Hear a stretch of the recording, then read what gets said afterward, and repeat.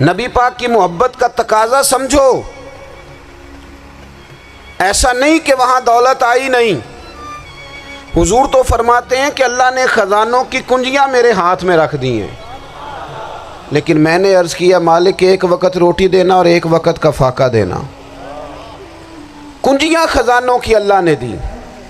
جب تک آپ اپنا طرز زندگی، یہ جو بہت دنیا کا پیار ہے نا، بہت زیادہ مرنے کی ہرس، یہ بہت زیادہ جینے کی ہرس، تو اللہ تعالیٰ نے قرآن پاک میں یہودیوں کا طریقہ بیان کیا کہ وہ کبھی مرنے کی تمنا نہیں کریں گے کیونکہ جینے کی ہرس رکھتے ہیں۔ نبی پاک علیہ السلام کے غلاموں، طرز زندگی جب تک سادہ نہیں ہوتا اور جب تک یہ دنیا کے جھمیلوں سے کسی کو دولت دے کر پیچھے کر دیا جاتا ہے، کسی کو عہدہ دے کر چپ کرا دیا جاتا ہے، کسی کو اقتدار دے کر چپ کرا دیا جاتا ہے، رسول اللہ صلی اللہ علیہ وسلم کے سچے غلام،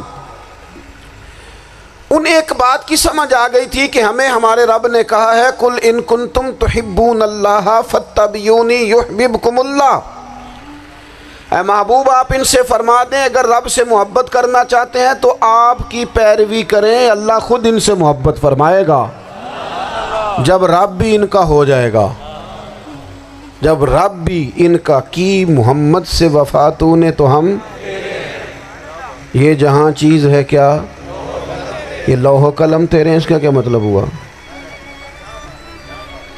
لوح و قلم، قلم لکھتی ہے نا تقدیریں، مقدر فیصلے، تو لوح و قلم تیرے ہیں، اس کا مطلب یہ ہے کہ پھر رب کریم تیرے اوپر فضل کرے گا، اور وہ جن فیصلوں کی امت کو دیانت سے چاہت ہے اللہ اپنے فضل سے وہ فیصلے فرمائے گا۔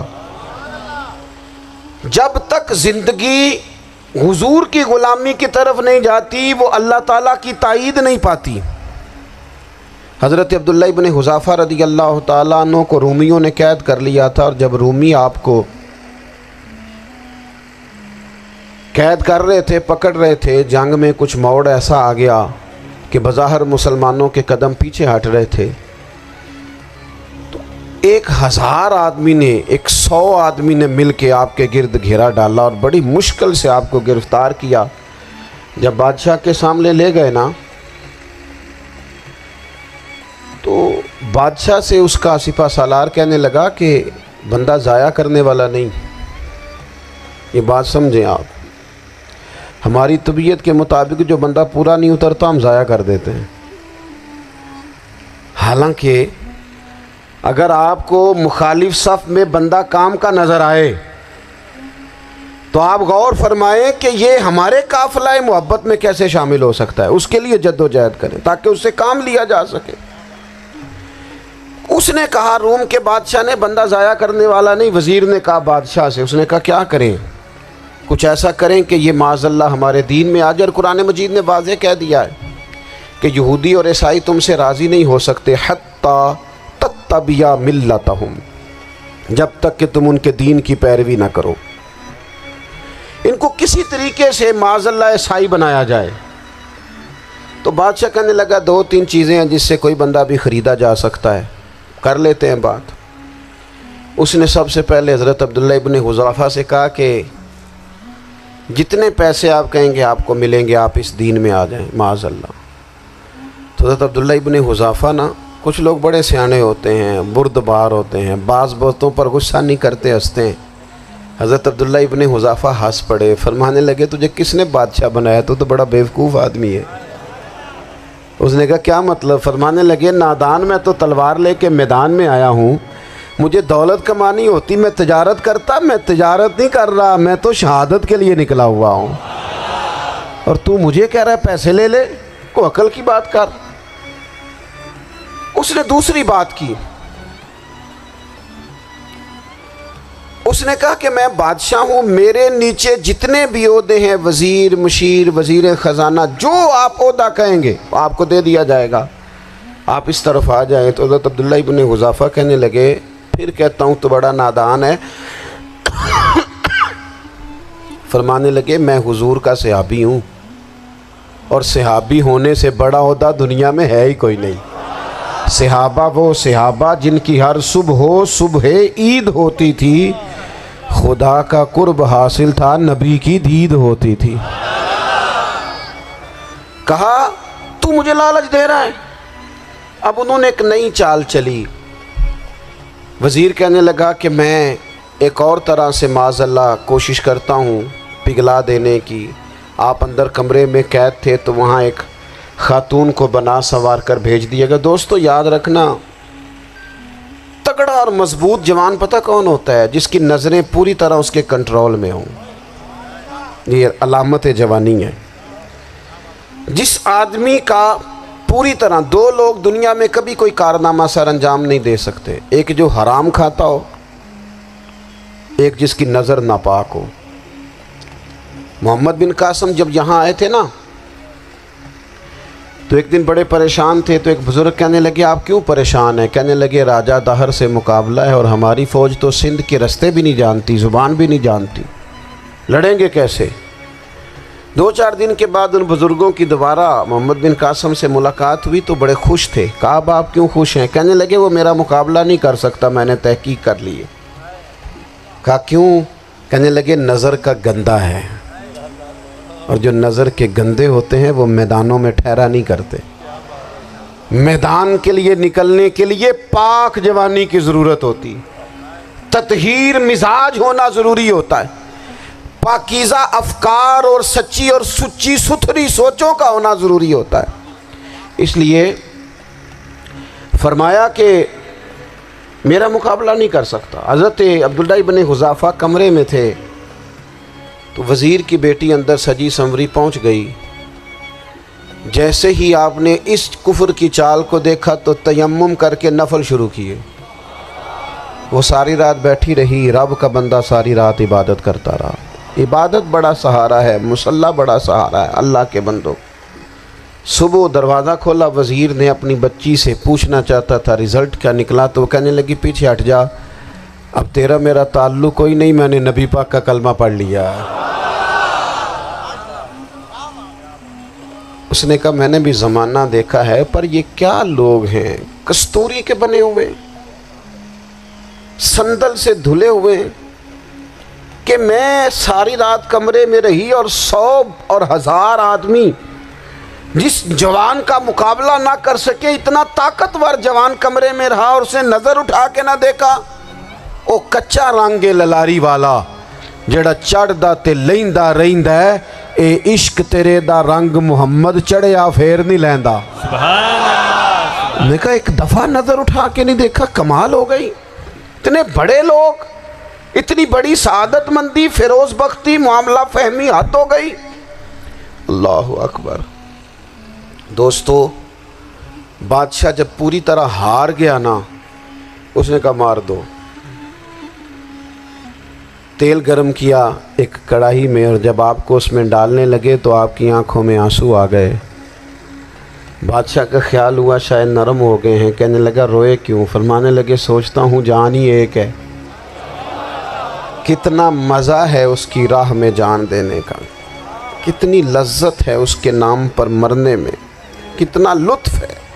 جے تو چڑھیا اتے دار بھی نہیں تے جے تو وکیا عشق بازار بھی نہیں، تے ایڈا سستا سودا پیار بھی نہیں، تے ایڈا سستا لبدا یار بھی نہیں۔ کئی جنگل گانے پیندے نہیں، کئی دوزخ لنگنے پیندے نہیں، جے وہ اس ملوں بھی مل جاوے ایدوں سستا ہور بپار بھی نہیں۔ تے کچھ سمجھ نہ آوے لوکاں نوں وہ کادے نال شہید کرے، ڈٹھی یار دے ہاتھ تلوار بھی نہیں، پر او دا خالی جاندہ وار بھی نہیں۔ کہنے لگے ایک جان ہے نا، تو دل کرتا ہے ہزاروں ہوتی تو ایک ایک کر کے محبوب کے نام پہ قربان کرتا، جب میرے پاس ہے ہی ایک، کروں کیا؟ حضرت عبداللہ ابن حذافہ رضی اللہ تعالیٰ عنہ جب روئے اور بادشاہ نے یہ بات سنی تو بادشاہ اٹھ کے کھڑا ہو گیا، سارے وزیروں مشیروں کو کہنے لگا تم نے کہا تھا نا بندہ ضائع کرنے والا نہیں، یہ بھی ضائع کرنے والا نہیں۔ کہنے لگا میرا ماتھا چومو، تم جیسے لوگوں کو قتل نہیں کرنا چاہیے، آزاد کرنا چاہیے۔ عزیز اپنی زندگی سے نا یہ بہت زیادہ ہرس، ہوس، طمع، اور یہ کسی بات کی بھی ہو، ہرس صرف پیسوں کی نہیں ہوتی ہے، شہرت کی بھی ہوتی ہے، یہ بیماری انسان کو اقتدار کی بھی ہوتی ہے، تعریف کی بھی بیماری ہوتی ہے، یہ سارے نقص ہوتے ہیں لوگوں کو، اور معاذ اللہ بعض جبوں کبوں کے اندر بھی ہوتے ہیں، وہاں بھی پنپتے ہیں۔ اپنی زندگی جب تک اس سادگی میں نہیں لاؤ گے جو رسول پاک نے عطا فرمائی ہے، جب لوگ آسانیوں میں پوری طرح الجھ گئے تو پھر وہ دور ہوئے اور کفر چڑھ گیا۔ دوسری بات، اللہ کے محبوب صلی اللہ تعالی علیہ وسلم کی محبت ہم سے تقاضا کرتی ہے کہ ہم اس مشن کے لیے کام کریں جس مشن کے لیے رسول پاک نے کام فرمایا ہے۔ ہم سارے کام بڑے مضبوطی سے، سوچ سمجھ کے، تدبر سے، حکمت سے، تقاضوں کو مد نظر رکھتے ہوئے کرتے ہیں سارے کام۔ دین کے کام میں ہمارا مزاج نہیں ہوتا، او ہو جائے گا جی، آپ بسم اللہ پڑھیں جی، شروع کریں جی۔ آپ تقاضوں کو سمجھیں، چیزوں کو دبائیں نہیں، چیزوں پر غور کریں۔ کسی کے ذہن کی سطح پر سوال ابھرتا ہے، اس کا تسلی بخش جواب دیں۔ اپنی زندگی میں دین کے کام کے لیے اپنے آپ کو وقف کریں، اور دین کے کام کے بہت سارے پہلو ہیں۔ ہزاروں لوگوں کو قرآن پاک ٹھیک پڑھنا نہیں آتا، ہزارہا لوگ ہیں جو قرآن مجید کے مطالب سے آگاہ نہیں ہیں، دین کی بنیادی ضروریات سے لوگ نابلد ہیں۔ میں آپ کو کس طرح یہ بات سمجھاؤں کہ ہزاروں کی تعداد میں طلاقیں اس لیے ہوتی ہیں کہ مردوں کو طلاق کے مسئلے نہیں آتے، انہیں پتہ نہیں ہے کہ مجھے حقوق زوجین کے معاملے میں کیسے چلنا ہے۔ ڈھیر سارے گھروں میں تباہی اس لیے ہے کہ تربیت اولاد کا دینی منہج ہمیں نہیں پتہ۔ اپنا حصہ ملائیں دین کے کام میں۔ ایک آدمی کو اگر تو نمازی کرنے میں کامیاب ہو گیا، تیری زندگی بدل گئی۔ وہ دین بیزار لوگ جو ہمارے بیچ بیٹھ کے ہماری نوجوان نسل کو پگڑی اور داڑھی کا نام لے کے بنیادی طور پر دین سے دور کرتے ہیں، ایسے نوجوانوں کو دین کا پیغام محبت دے کر دین کے قریب کرنا ہماری ڈیوٹیوں کا حصہ ہے۔ ہمیں ذمہ داری کا احساس کرنا پڑے گا، ہمیں یہ خاص قدم اٹھانا پڑے گا، توجہ دینی پڑے گی۔ مساجد، مدارس، میں آپ سے عرض کروں، اتنی ڈٹ کے مخالفت ہوتی ہے نا مدرسوں کی، اتنی ڈٹ کے۔ میں ادارہ چلاتا ہوں، اس کے چلانے میں جو مشکلات ہیں وہ تو ہم بتا نہیں سکتے آپ کو، اس لیے کہ میری قوم، میرا اس قوم سے تعلق ہے جو نعت خواں امیر کرنا چاہتی ہے، مدرسے نہیں، ہاں نقیب خطیب پیدا کرنا چاہتی ہے، شعر و شاعری کی زندگی کو پروان چڑھانا چاہتی ہے۔ فقط ہمارا ان لوگوں سے تعلق ہے جو لاکھوں کروڑوں روپیہ محافل پہ لگائیں گے، اور قاری صاحب بیچارے اگر مسجد کا کوئی ہونے والا کام کسی وقت بتا دیں گے تو وہ بڑی مشکل آ جائے گی ان کے لیے۔ یہ کیسے ہو سکتا ہے، آپ نے یہ ڈیوٹی بتا دی؟ مدارس، اور جتنا اہم رول دین کو پھیلانے میں مدارس اسلامیہ کا ہے، اتنی زبردست، لوگوں کا خیال ہوتا ہے میری طرح کے لوگ شاید کام کرتے ہیں، ڈیوٹی کرتے ہیں۔ یہ 10-15 لوگ آپ کو نظر آتے ہیں جو آپ کو کہیں میڈیا پر یا ادھر ادھر ڈیوٹی کرتے، مخلص لوگ اپنی جگہ پہ، وہ بھی بڑا ہی کام کر رہے ہیں، جو میڈیا پہ آ کے بھی اخلاص سے اور درد دل سے کو دین کی، ان کی بھی کسی بات کی حوصلہ شکنی نہیں، لیکن ہزارہا اساتذہ جو مدارس میں بیٹھ کے پڑھاتے ہیں، جنہوں نے وہ سارے لوگ تیار، آپ سمجھ نہیں سکتے کتنا بڑا کام۔ حفظ کا استاد جو ہوتا ہے نا، اس کی ڈیوٹی 24 گھنٹے ہوتی ہے، فجر سے پہلے، اور اس نے بچوں کو اٹھانا ہے۔ تنخواہ تو ہم انہیں دینا نہیں نہ چاہتے جی، تنخواہ نہیں دی انہوں نے، ہمیں مولوی امیر نہ ہو جانا، مولوی نو تے سوٹ بھی 27ویں والی رات دے ہے تاکہ کدھر سوان کے عید والے دن پا نہ لوے، چونکہ 27ویں تو بات تے درزی پھڑتا ہی کوئی نہیں، کیوں حضرت ایسا ہی ہے نا، اس وقت تو نہیں نہ لیتا، تو ہم چاہتے ہیں مولوی ہماری مرضی کے ہماری طرح کا سوٹ نہ پہن لے۔ مدارس کی مضبوطی آپ یہ دیکھ لیں، یہ صلاح الدین ایوبی کا تعلق بھلا کس چیز سے تھا؟ غوث اعظم کے مدرسے سے۔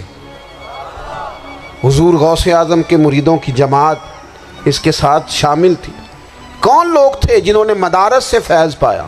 رازی اور غزالی، حضور غوث اعظم، خواجہ اجمیر، یہ سب لوگ مدارس کے لوگ ہیں۔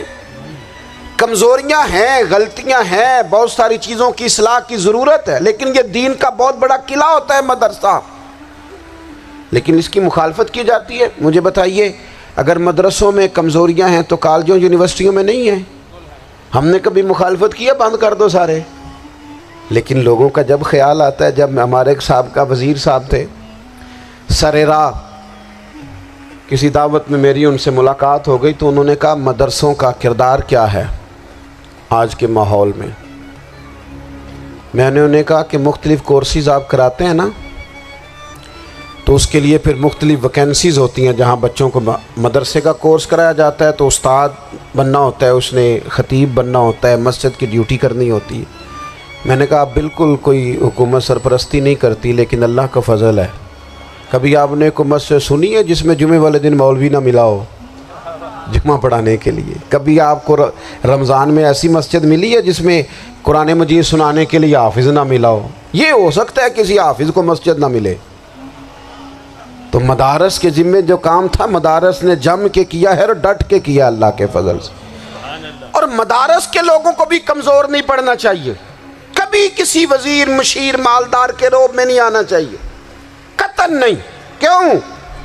کہ یہ وہ عظیم لوگ ہیں رسول اللہ صلی اللہ علیہ وسلم کے دین کے غلام، کہ ابھی ایک لفظ نہیں پڑھا ہوتا الف با تا سا، پہلے دن گھر سے نکلتے ہیں تو حضور فرماتے ہیں اللہ کے فرشتے ان کے پیروں کے نیچے پر بچھا بھی دیتے ہیں، پہلے دن اتنا بڑا اعزاز ملتا ہے۔ تو حضور کی محبت کا تقاضا ہے، دین کا کوئی کام کیا جائے۔ ایک خاتون مسجد نبوی شریف میں جھاڑو دیتی تھیں، پر کوئی کام تو کرتی تھی نا۔ اور کس مسجد میں؟ جہاں 70,000 فرشتے صبح آتے ہیں 70 شام آتے ہیں، اس مسجد میں وہ خاتون جھاڑو دیتی تھی۔ بخاری ہے، جب ان کا انتقال ہو گیا صحابہ نے سوچا کہ حضور کو تکلیف ہوگی، بغیر بتائے جنازہ پڑھ دیا۔ حضور صبح تشریف لائے، تازی قبر دیکھی، اور محبوب وہ ہیں جو فرش پہ کھڑے ہو کے عرش کی خبریں دیتے ہیں۔ نبی پاک علیہ الصلوۃ والسلام نے فرمایا کہ مجھے اطلاع کیوں نہیں دی اس کے انتقال کی؟ یہ کرم دیکھو، کوئی ڈیوٹی تو کرتی تھی نا یار، پر خلوص سے، پر پیار سے، پر اللہ کو راضی کرنے کے لیے، پر درد دل سے۔ اور دین کی ڈیوٹیاں کرنے والے دوستو سنو، حضور صبح آئے، قبر کو دیکھ کر فرمایا مجھے کیوں نہیں بتایا؟ یا رسول اللہ آپ کو تکلیف دینا مناسب نہ جانا؟ تو قبر پہ کھڑے ہو کے حضور نے فرمایا صف بناؤ، میں دوبارہ جنازہ پڑھاؤں گا، صف بناؤ میں دوبارہ جنازہ پڑھاؤں گا۔ کوئی ڈیوٹی تو۔ تیسرا تقاضا حضور کی محبت کا، سمجھو میں بس بڑی جلدی بات سمیٹنے لگا ہوں، حضور کی امت سے پیار کرو، یہ نبی پاک کی محبت کا تقاضا ہے۔ حضور اس بندے سے بڑے راضی ہوتے ہیں جو حضور کی امت سے پیار کرتا ہے۔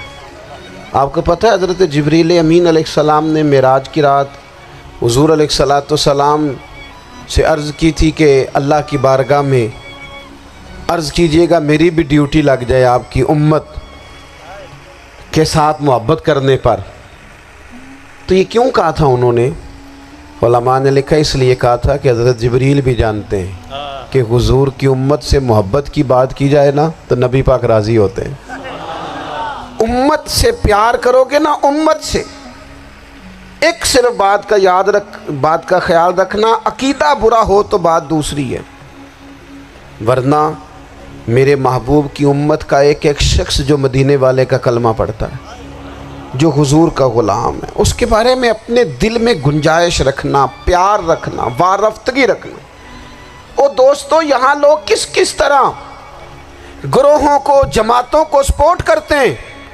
نبی پاک نے اس امت کی کثرت پر فخر بیان کیا، اور حضور فرمانے لگے 120 صفیں جنتیوں کی ہوں گی، قیامت میں 80 صفیں صرف میری امت کی ہوں گی۔ میں کثرت امت پر فخر کروں گا۔ ان لوگوں سے پیار کرنا ہے، ان کے دکھ درد کو سمجھنا ہے۔ پتہ ہے آج کیا ہوتا ہے؟ آج ہمیں نا مختلف چھوٹے چھوٹے ملکوں میں بانٹ دیا گیا، تو ہم کسی دوسرے مسلمان بھائی کا درد نہیں محسوس کرتے، ہم گھروں میں نہیں محسوس کرتے۔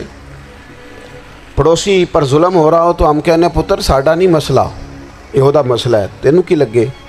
حالانکہ پڑوسی کی آگ اس لیے بھی کسی وقت بجھا دینی چاہیے کہ پڑوسی کی نہ بجھائی جائے تو اپنا گھر بھی زاد میں آ جاتا۔